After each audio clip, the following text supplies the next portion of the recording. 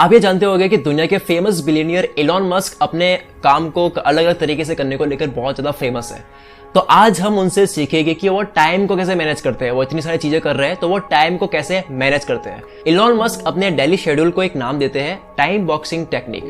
Time boxing technique का इस्तेमाल करके वो अपने टाइम को बहुत ज्यादा सेव करते हैं। इसमें क्या करते हैं वो सुनो। जैसे ही वो नींद से उठते हैं उनको केवल 5 मिनट लगते हैं अपने पूरे दिन में उनको क्या करना है उसको शेड्यूल करने में।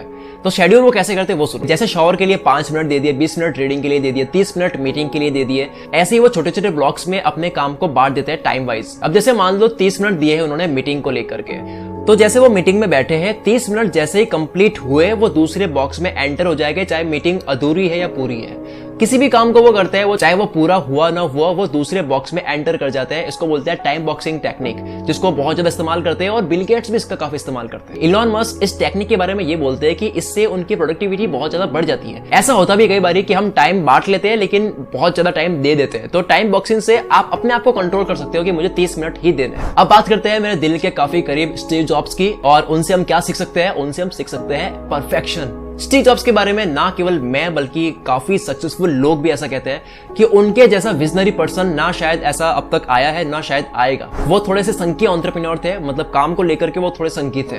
परफेक्शन के पीछे वो बहुत ज्यादा भागते थे। वॉल्टर आइजैक्सन ने हार्वर्ड बिजनेस रिव्यू मैगजीन के लिए उन्होंने इंटरव्यू दिया, उसमें बताया उन्होंने कि स्टीव जॉब्स ने अब तक जितने भी प्रोडक्ट्स बने हैं एप्पल कंपनी में उसमें से 80% प्रोडक्ट्स को उन्होंने बीच में ही रोक दिया, क्योंकि उनको हर बार ही लगता था कि इस प्रोडक्ट को और अच्छा बना सकते हैं, इसमें ये प्रॉब्लम है, इसमें ये चेंज करना है, इसमें ये बदलाव लाना है। वो मतलब बेचैन रहते थे, पूरी पूरी रात सोते नहीं थे कि यार कल जो लॉन्च होने वाला है वो शायद अच्छा नहीं है, पता नहीं कैसा करेगा, क्या मैंने ये बेस्ट एवर प्रोडक्ट बनाया है नहीं बनाया है। वो बहुत ज्यादा परफेक्शन में घुस जाते थे। आइजैक्सन कहते हैं कि टॉय स्टोरी के टाइम में भी ऐसा ही हुआ था। जब टॉय स्टोरी मूवी के एनिमेशन पे काम चल रहा था तब स्टीव जॉब्स ने बीच में काम रुका दिया कि इसको फिर से बनाते हैं, स्टोरी थोड़ी सी और एंगेजिंग बनाते हैं ताकि समझने में आसानी हो। इन्होंने एप्पल स्टोर के लॉन्च के वक्त भी ऐसा ही करा और आईफोन के लॉन्च के वक्त भी उन्होंने ऐसा ही करा। पॉज बटन दबा दिया, बोलते हैं कि अब नहीं करते हैं, वी आर नॉट रेडी, इसको और अच्छा बनाते हैं। अब मैं एक स्टोरी बताता हूँ आईफोन को लेकर के। आप बोलोगे कि यार स्टीव जॉब्स क्या इंसान थे। जोनाथन इव जो कि एप्पल कंपनी में प्रोडक्ट डिजाइनिंग के हेड है, उनकी टीम बहुत टाइम से काम कर रही थी आईफोन पर। 9 महीने से उनकी टीम काम कर रही थी और स्टीव जॉब्स आते हैं उनके पास में, स्टीव जॉब्स आते हैं उनके डिपार्टमेंट में और स्टीव जॉब्स कहते हैं कि वो पूरी रात नहीं सोए हैं क्योंकि आईफोन की डिजाइन जो है उनको पसंद नहीं आई है।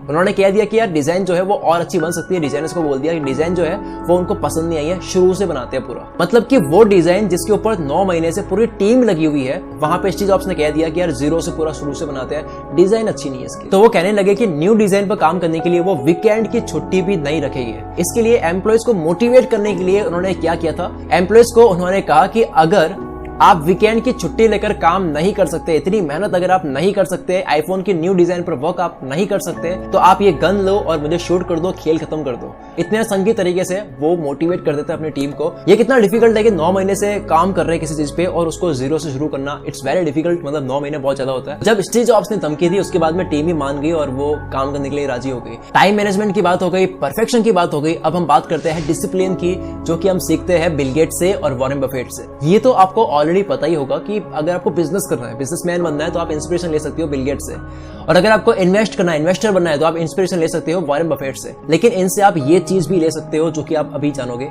एलिस श्रोइडर जिन्होंने वॉरेन बफेट की बायोग्राफी लिखी है, इन्होंने बताया कि वॉरेन बफेट के सामने आप साइंस की चीजें लेके चले जाओ, एंटरटेनमेंट की चीजें लेके चले जाओ, कुछ भी लेके चले जाओ, उनका ध्यान भटकता ही नहीं है। आप उनके सामने कुछ भी अट्रैक्टिव लेके जाओगे जिससे आपको लगता है कि ध्यान भटक जाएगा, वो बातों में आ जाएगा, वो आते ही नहीं है। वो एकदम फोकस्ड रहते हैं, डिसिप्लिन लेवल बहुत हाई है उनका। सेम ऐसा ही बिल गेट्स के साथ में भी होता है। बिल गेट्स के पार्टनर पॉल एलन कहते हैं कि जब वो प्रोग्रामिंग करते थे, जब बिल गेट्स प्रोग्रामिंग करते थे, तब वो अपनी जगह से हिलते भी नहीं थे। बिना अपनी जगह से हिले, बिना खाना खाए, बिना डिस्ट्रैक्ट हुए वो 8-8 घंटे लगातार कोडिंग कर सकते थे। ऐसा बताते हैं पॉल एलन, उनके पार्टनर। हम भले ये बात मानते हैं कि किसी इंसान में कुछ चीजें होती है जो गॉड गिफ्टेड होती है, लेकिन ये जो 3 चीजें हैं, टाइम मैनेजमेंट, परफेक्शन और डिसिप्लिन, अगर आप इनको मास्टर कर लेते हो तब आप बहुत ज्यादा तेज बन जाते हो।